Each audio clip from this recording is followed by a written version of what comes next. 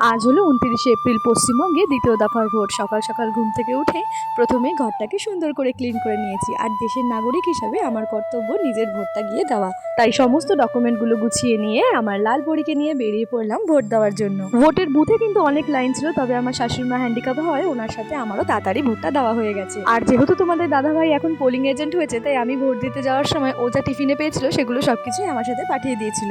Vote দিয়ে বাড়িতে এসে দেখি শ্বশুরমশাই বাড়িতে গরম গরম আলু সেদ্ধ ভাত আর পটল ভাজা করেছিল, তো সেটা দিয়ে সকালবেলা ব্রেকফাস্টটা কমপ্লিট করলাম। আর এদিকে দেখো দুপুরে খাওয়ার জন্য মা এদিকে গরম গরম বেগুনি ভাজছিল, তো সেটা দেখে মায়ের কাছ থেকে একটা বেগুনি নিয়ে চাট মশলা ছড়িয়ে একটা বেগুনি টেস্ট করে দেখলাম। যে কোনো ভাজা পোড়াই কিন্তু গরম গরম খাওয়ার টেস্টটাই আলাদা, তো আমি একটা বেগুনি টেস্ট করে দেখলাম, খুব সুন্দরই হয়েছিল খেতে। আমাদের এখানে আজকের ওয়েদারটা না বেশ ভালো ছিল, তো বেগুনি খেয়ে একটা টানা ঘুম দিয়েছিলাম। আর বিকেলবেলা 4টের সময় উঠে তারপরে দেখো দুপুরবেলা লাঞ্চ নিয়ে বসেছি। দুপুরের খাওয়াটা সাথে সাথে তো অনেকটা বিকেল হয়ে গেছিল, তারপরে একটু হালকা করে স্নান করে নিয়েছিলাম। আর আজকে যেহেতু ভোট কোথায় কি ঝামেলা হয় তার জন্য স্টুডেন্টদের আজকে ছুটি দিয়েছিলাম, তো তারপরে দেখো আমি একটা ঝুড়ি ভাজার প্যাকেট নিয়ে বসেছিলাম।